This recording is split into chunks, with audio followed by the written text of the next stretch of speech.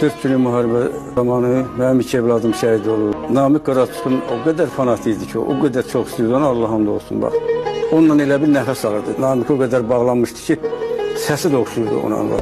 Özünü o qədər ona oxşatmışdı ki, Allah hamd olsun.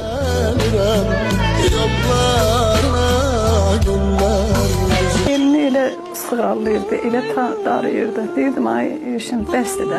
Toya gələndə hamı deyirdi, Namik Qaraçuklu gəldi. Arzum valla gene onu görmək istəyirəm.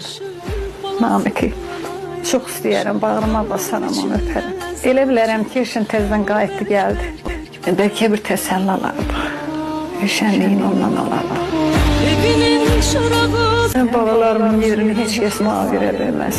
Heç iyini də verə bilməz. O bəlkə də Namik gəlsə, Namikdən onların iyini alalım.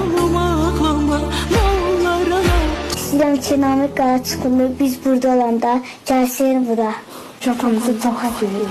Sensiz olmaz evladım, dalı dünyada. Mütləq gedəcəm, görüşəcəm.